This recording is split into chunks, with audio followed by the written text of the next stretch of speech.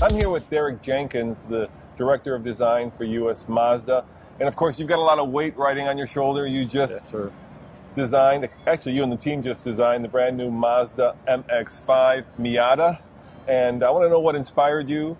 But don't go away, because that's coming up next on the Fast Lane Car.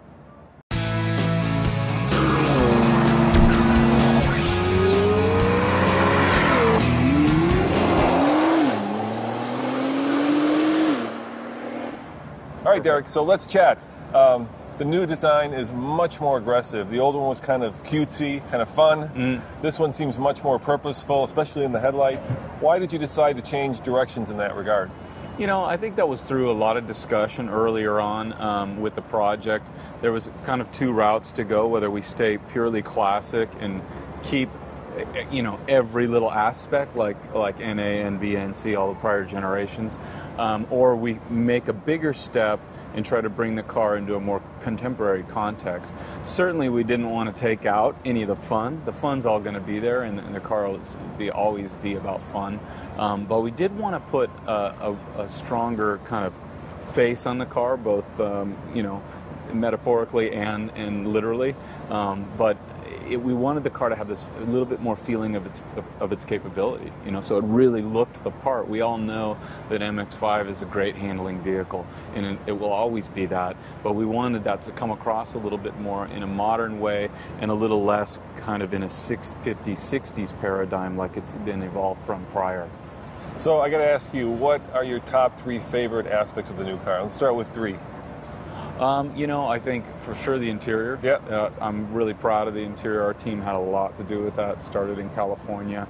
My lead designer, Julian Montese, followed it all the way to the very end in Japan, lived over there for a while. So we're very proud of the interior. I think the overall proportion of the car, you know, we've managed to get a slightly longer wheelbase, bring the proportion of the car down, get the cabin of the car pulled back so you get that classic silhouette, and then for sure the front of the car. I think trying to put a stronger, more confident face on the car is something that will, I believe, attract new customers to the MX-5, new enthusiasts, you know, and I think that's very, very important for the long-term success of the car. Now, I was just talking to Bob Hall, and he was telling me about how the first generation was designed, and it seemed like that was kind of a moonshot. Absolutely. But you guys had a lot riding on your shoulders, right? This is a car that has a lot of pedigree, a lot of provenance. Yep. So there are people who have definite ideas, definite feelings. The company, of course, has the DNA of the brand in that car. So tell me about that. Was there a lot of pressure when you went down this, or was this a great opportunity for you? No, it's a tremendous pressure. I mean, there's a lot riding on it. It's our halo product, you know, and it very much is a core symbol of the DNA of any Mazda.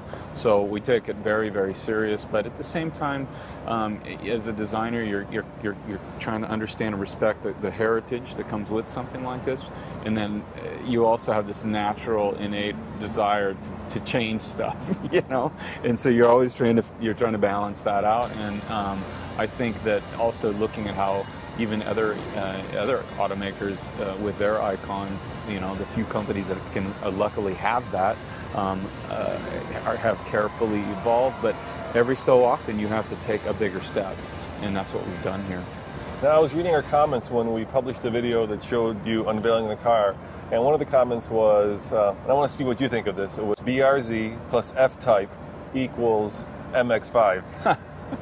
What's your take on that? You know, the headlights are BRZ, right? The taillights, there's a little bit of F-Type in it.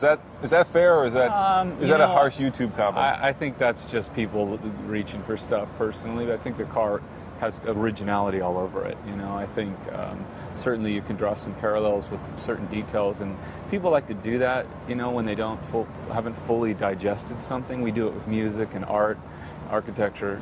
We all do it. Fashion. No, that looks like my mom used to wear it. You know, it's like, and the next thing you know, you're wearing it. You know, I think it's important to keep an open mind and wait till you see the car on the road. And I think this car will definitely live on its own identity. And have you seen it on the road yet? Has it been out there in the wild? Yeah. Because you don't have a chance. I've had the opportunity in still close quarters, you know.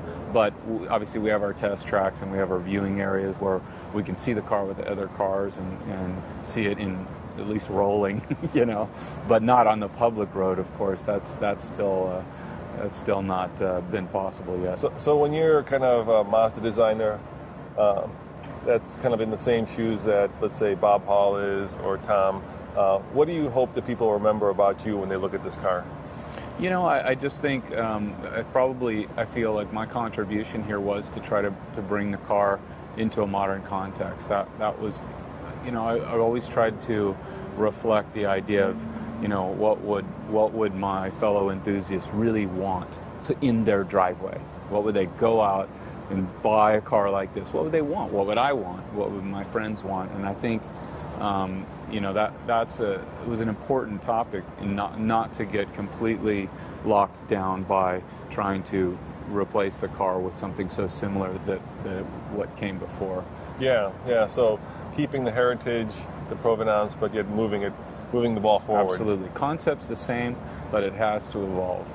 And is it hard designing a car that's so popular around the whole world, because people have different tastes, right? North American tastes are different than Asian taste and European taste. How do you walk that line? Yeah, huge challenge. Yeah. Definitely the car has certain appeals, and say, especially in Japan, you know, there's a certain buyer there, and it's probably pretty different than the buyer here. You know, the car's used differently. Certainly there's a European buyer. So yeah, that's a huge challenge, you know, but it's one of those things, again, with the risk of which way do you go. We still have, obviously the car has to be a global product, and it has to be a balanced approach and still work in all of those markets. So the real the sweat of that was really the coming together of the different teams around the world. You know, we have our team in California, we have our colleagues in Frankfurt, Germany, that represent the European region, and of course our main team in Japan. There's a whole series of it's like small competitions, and then a review process and a selection of the key ideas that work for the global palette, and that's how it comes together. So last question. I have a son who's 17 years old, you know, and when this car was first introduced over 25 years ago, right, it was kind of a remake of the British Roadster, right. Lotus Elan, right? Right. But the next generation, or the current generation, doesn't have a clue, right? These people did not grow up with the Elan, they did not grow up with any of the old British cars. Yeah. So this to them represents the modern Roadster. Yeah. Were you thinking about that when you designed it? Was this something that was kind of in the back of your mind? And if so, how did it affect your design of the car? Yeah, actually, we quite often use that exact same scenario, because the first car was born out of nostalgia for the 60s, right? By the boomer generation, if you will. And so when that generation grew to a point where they could afford a second or a third sports car, the MX-5 comes along, and it's perfect. Even someone like myself, where I'm more of an 80s person, I was fascinated by Lamborghini Countach and Lotus Esprits and Porsche Turbos and RX-7s and, you know, these great cars. So my kind of nostalgia is different, you know, and so your son's is yet a different again, and hence the importance to modernize it to a degree that it looks fresh to a new audience, but still has that DNA, still has that lineage. And again, that's what we were striving for. Well, thank you very much for your time. I really appreciate it. And thank you guys for watching. Check out tflcar.com for more news, views, and of course, great interviews with the designers that are forging today's modern classics. This is Roman. See you next time. Ciao.